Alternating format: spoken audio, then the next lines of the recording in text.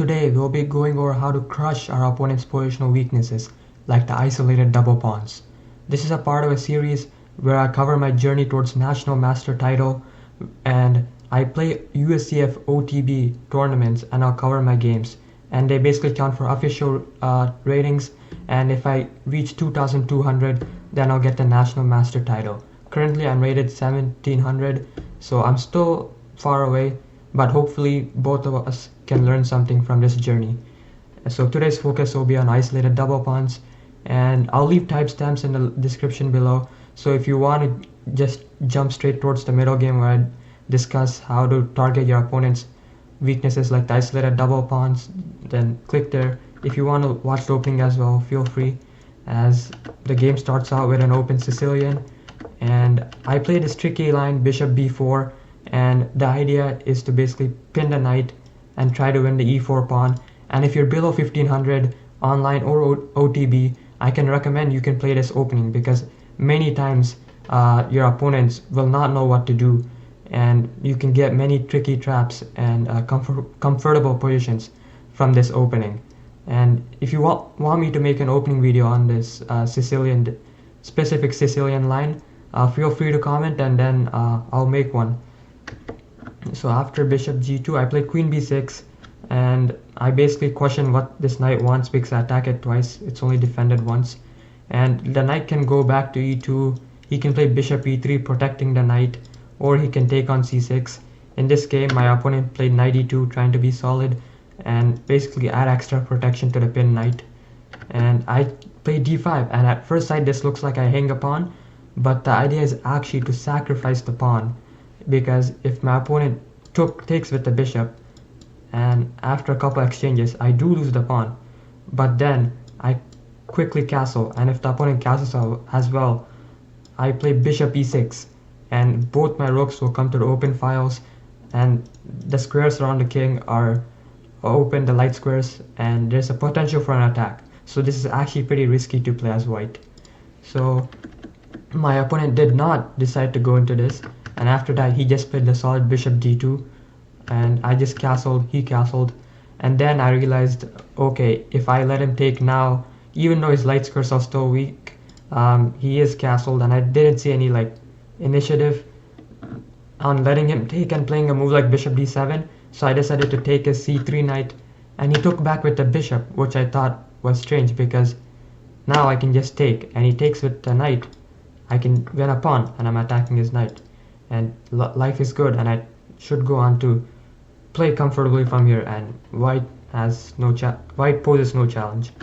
So here he decides to take with the pawn and maintain material advantage, but again, due to his inaccurate play in the opening, like bishop d2 and playing passively, he had to commit to this isolated double pawn structure, and from here on I'll show you how I converted.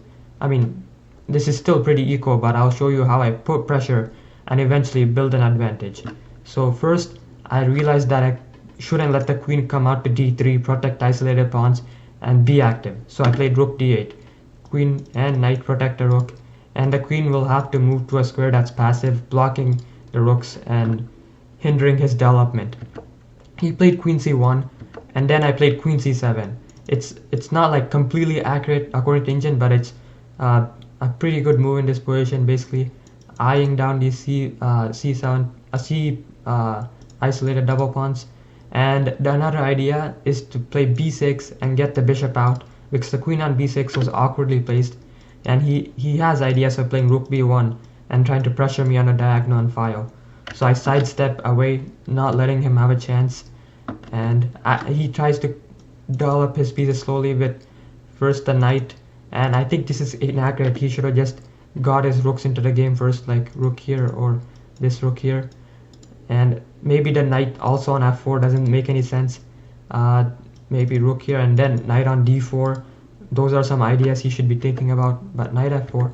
I continue with my plan, rook b8 first, protecting this pawn, getting off the file so b6 is more safe, and then he plays queen e3, and then I play b6 basically, not allowing any stuff like queen c5, and also I didn't want the double pawns to come marching down and most importantly, the bishop will activate to a good diagonal, because I didn't want to play bishop d7 and block the rook, and I didn't see anything the bishop would do after that.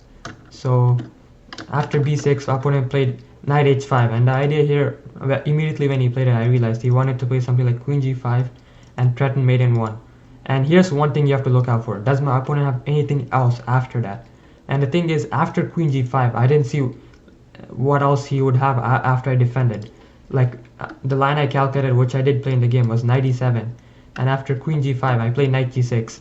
And one thing is, the knight goes away to open up the queen towards the double z pawns, and not only that, it's a safe kingside protector. And in this position I didn't see what else he could do after this queen g5 threat. And now both his pieces are awkwardly placed on the king side. He has really not any attack. He has to go back and develop his other pieces, getting his rooks into the game, and moves like f4 or h4 are probably the options he's considering, but they don't do any good. And f4 actually is probably not even that good because it opens up the king. So he brings his rook in finally, which he should have done like a long time ago. And now I develop my bishop, I get it active, and then I'm thinking of getting this rook here now and hitting the double pawns. He goes back, I start putting pressure. So as you see from my last moves, a quick recap, I basically slowly built my position. I played moves like rook b8, getting off the diagonal. This bishop is now pretty much useless.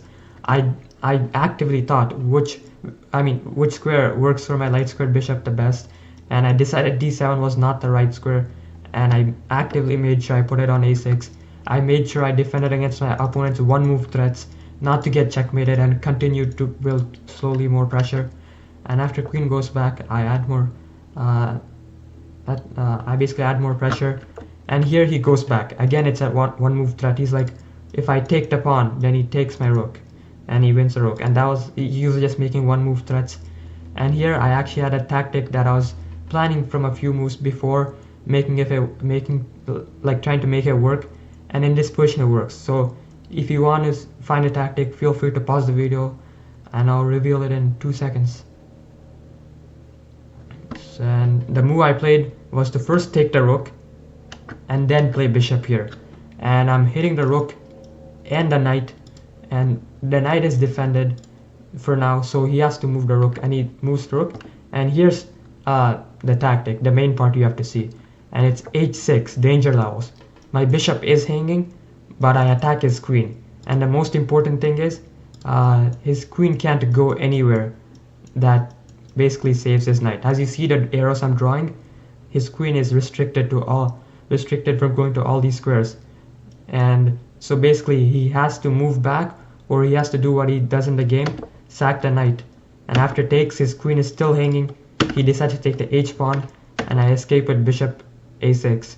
And in this position, I'm completely winning. He plays bishop here trying to counterattack. I remain calm. I play f5, and then I take the pawn, and then I go back. And the game goes on for a few more moves, but I won a piece here, and this should be convertible.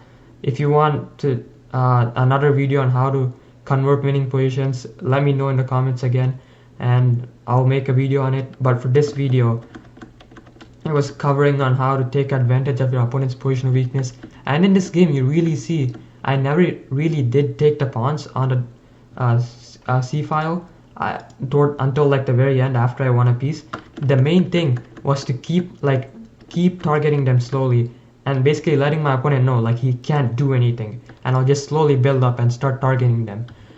Like for example, like right after rook d8, I could tell momentum was on my side, the initiative, because after queen c1, I go back, I slowly try to add more pressure, and he's really suffocating. He has to get in the rooks, but he doesn't for some reason, and I immediately start pressing after from rook b8, because first I had to make this move to sidestep from the diagonal. That's very important.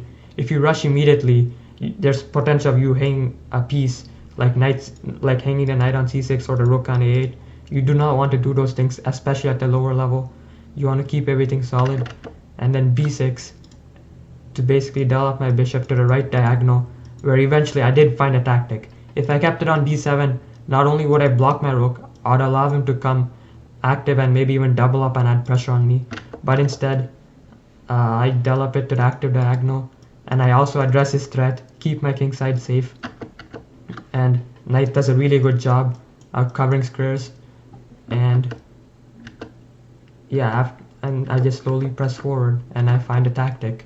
So it's about slowly building pressure and activating your pieces to the best squares possible, making sure your opponent doesn't get any counterplay, making moves like rook b8 and rook d8, where earlier I played rook d8 to hit the queen, rook b8 to get off the diagonal. I'm stressing these points because these are the type of ideas you should be thinking to put pressure on your opponent, and you'll also start winning your games and converting positions where your opponent is positionally weak and the engine gives you a slight advantage.